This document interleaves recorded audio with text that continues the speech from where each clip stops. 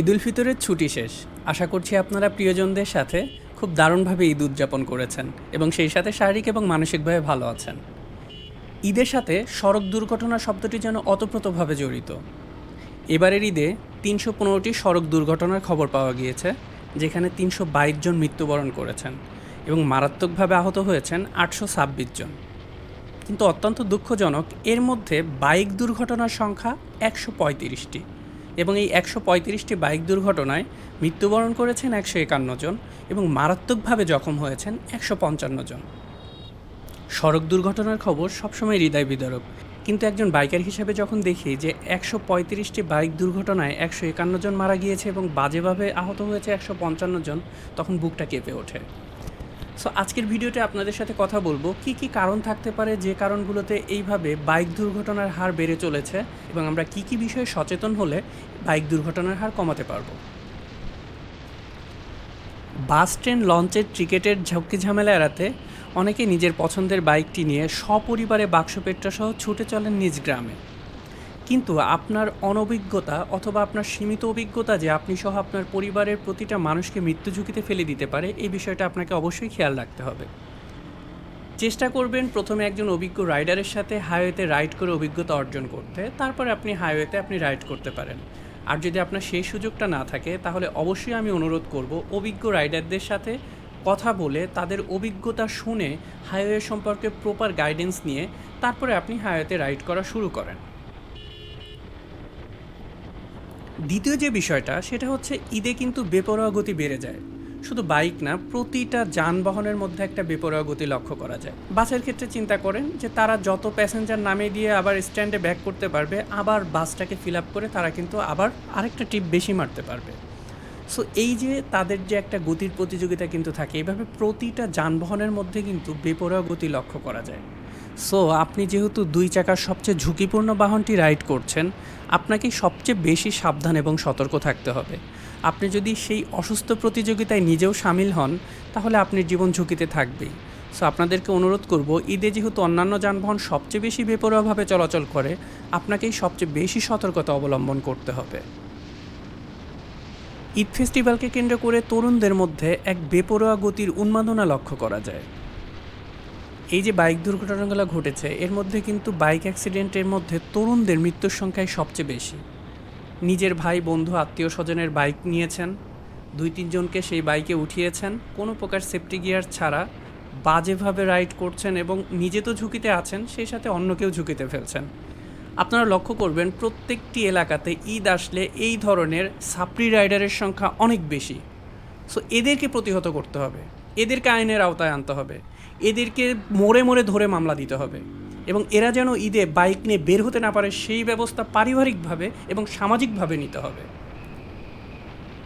ইদানিং বাইকারদের মধ্যে একটা অসুস্থ প্রতিযোগিতা শুরু হয়েছে, কে কত অল্প সময়ের মধ্যে টেকনাফ থেকে তেঁতুলিয়া যেতে পারছি বা তেঁতুলিয়া থেকে টেকনাফ আসতে পারছি। শুরুতে এরকম ছিল, 30 ঘন্টায় টেকনাফ থেকে তেঁতুলিয়া গেলাম, 24 ঘন্টায় টেকনাফ টু তেঁতুলিয়া। এখন তো 17 ঘন্টায় টেকনাফ টু তেঁতুলিয়া, 18 ঘন্টায় টেকনাফ টু তেঁতুলিয়া। ভাই, আপনি টেকনাফ টু তেঁতুলিয়া গিয়েছেন, ওকে ফাইন, এটা একজন বাইকার হিসাবে এটা আপনার সুন্দর একটা অ্যাচিভমেন্ট, আপনি বাংলাদেশের এক প্রান্ত থেকে অন্য প্রান্তে গেলেন। কিন্তু 17 ঘন্টায়, 18 ঘন্টায় এগুলো দিয়ে আপনি কী বুঝাইতে চান? বাংলাদেশের 64টা জেলার সার্কিট হাউসের সামনে আপনি বাইক নিয়ে ছবি তুলে 2-3 দিনের মধ্যে আপনি 64 ডিস্ট্রিক্ট কাভার করে দেখালেন যে আমি 64 ডিস্ট্রিক্ট ঘুরে ফেলেছি। একজন রাইডার, একজন পর্যটক, একজন ভ্রমণ পিপাসু মানুষ, সে এভাবে কখনোই বাইক রাইড করবে না। হ্যাঁ, আপনি বাইক রাইড করছেন, আপনি সেই জায়গাটার কালচার, সেখানকার খাবার, সেখানকার দর্শনীয় স্থান সব কিছু দেখে শুনে তারপরেই না আপনি ভ্রমণটা এনজয় করবেন। আপনার কোনো কিছু দেখার দরকার নাই ভাই, আপনি টেকনাফ টু তেঁতুলিয়ায় যান। কিন্তু আমি আজকে বাইক নিয়ে টেকনাফ থেকে তেঁতুলিয়া যাচ্ছি, আজকের যে রোড কন্ডিশন, এটার সাথে আপনি যেদিন বের হয়েছেন ভাই, ওই দিনের রোড কন্ডিশন তো এক হবে না, তাই না? সো একজন 18 ঘন্টায় গিয়েছে, আপনি এখন 16 ঘন্টায় আপনি টেকনাফ টু তেঁতুলিয়া যাবেন। ওই দিন রাস্তার কী অবস্থা, এই জিনিসগুলো কোনো খেয়াল না করে আপনি অসুস্থ প্রতিযোগিতায় নেমে পড়লেন এবং আপনি টেকনাফ থেকে তেঁতুলিয়া না গিয়ে সোজা উপরে চলে গেলেন। কোনো প্রয়োজন নাই। আমার বাইকারদের কাছে অনুরোধ, ভাই, এই ধরনের অসুস্থ প্রতিযোগিতা থেকে দয়া করে বের হয়ে আসেন। মাওয়া এক্সপ্রেসওয়েতে তারা মোটোজিবি ট্র্যাক হিসেবে ওইটাকে দেখে। পূর্বাচল 300 ফিটে বাইক রেসিংয়ের আরেকটা ট্র্যাক হিসেবে দেখে। ভাই এগুলা কি অফিসিয়াল বাইক রেসিং ট্র্যাক? কি করতেছেন আপনারা? আপনি নিজে মারা যাচ্ছেন, সেই সাথে আরও কত পরিবারকে আপনি ঝুঁকিতে ফেলতেছেন। সো ঈদ ফেস্টিভ্যালকে কেন্দ্র করে কেউ এই যে মাওয়া এক্সপ্রেসওয়ে, পূর্বাচল ৩০০ ফিট এইসব রাস্তাগুলোতে নিজে ঝুঁকিতে পড়বেন না, অন্য কেউ ঝুঁকিপূর্ণ সিচুয়েশনে ফেলবেন না। বাইক মেইনটেনেন্স আরেকটি গুরুত্বপূর্ণ বিষয়। আপনি যদি আপনার বাইককে প্রপারলি মেইনটেনেন্স না করেন, সেক্ষেত্রে সড়কে সেই বাইক নিয়ে আপনি বিপদের সম্মুখীন হতে পারেন। সো বাইককে সঠিক সময়ে মেইনটেনেন্স করতে হবে। আজকে আপনি বাইক মেইনটেনেন্স করলেন, কালকে আপনি বাইকটা নিয়ে বের হয়ে গেছেন। সেক্ষেত্রে এটা না করে বাইকটা মেইনটেনেন্সের পর ১-২ দিন নিজে রাইড করে আরও ছোটোখাটো কোনো প্রবলেম যদি চোখে পড়ে, সেগুলোকে সলভ করে তারপরে আপনি দীর্ঘ জার্নির প্রস্তুতি নেন। ঈদ আসলে এক ধরনের বাইকার চোখে পড়ে যারা হচ্ছে চিল বাইকার, যারা মাদক সেবন করবে এবং বন্ধুবান্ধব নিয়ে এলোপাথারি মিছিল করতে করতে বাইক নিয়ে চলে যাবে। ঈদে শুধুমাত্র মাদক সেবন করার কারণে বাইক দুর্ঘটনার সংখ্যা অনেক বেশি হয়। সো এই ব্যাপারে সামাজিকভাবে এই মাদক সেবীদের প্রতিহত করতে হবে। সামাজিকভাবে, পারিবারিকভাবে এই বিষয়টা আপনাদেরকে অবশ্যই খেয়াল রাখতে হবে। সবশেষে আরেকটা কথা বলবো, ঈদে বাইক দুর্ঘটনার যে ব্যাপারগুলো ঘটেছে, এর মধ্যে অনেক বাইকের ক্ষেত্রেই দেখা গিয়েছে যে বাইকটা তার নিজের না, আরেকজনের কাছ থেকে নিয়েছে, সেই বাইকটা নিয়ে সে অ্যাক্সিডেন্ট করেছে। ভাই আপনার বাইকটা আপনি কাকে দিচ্ছেন, এই বিষয়ে দয়া করে একটু সতর্ক থাকবেন। সামনে ঈদুল আজহা আসছে, সবাইকে অনুরোধ করব প্রপার সেফটি গিয়ার্স পরিধান করেন। হাইওয়ে না শুধু, বাংলাদেশের প্রতিটা রোড কন্ডিশন সম্পর্কে আপনার রোড সেন্সটা আপনার রাখতে হবে।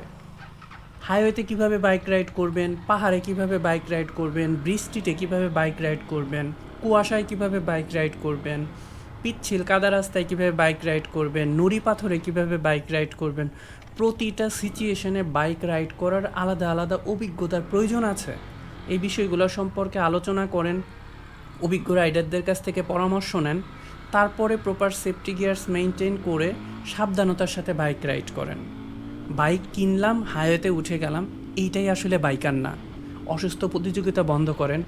সবাইকে অনুরোধ করছি, বাইকে এভাবে যেন তাজা প্রাণ আর ঝরে না যায়, এই বিষয়ে পারিবারিক, সামাজিক এবং রাষ্ট্রীয়ভাবে সচেতনতা তৈরি করেন। আপনার যদি মনে হয় আমার এই ইনফরমেশনগুলো কোনো না কোনোভাবে কাজে আসবে, তাহলে দয়া করে ইনফরমেশনগুলো বাইকারদের মধ্যে ছড়িয়ে দিন। আমার চ্যানেলটি সাবস্ক্রাইব করে না থাকলে অবশ্যই চ্যানেলটি সাবস্ক্রাইব করবেন, এবং আমাকে ফেসবুকে সাপোর্ট করতে চাইলে পেজটি ফলো দিয়ে পাশে থাকবেন। আজকের মতো শেষ করছি, ভালো থাকবেন সবাই।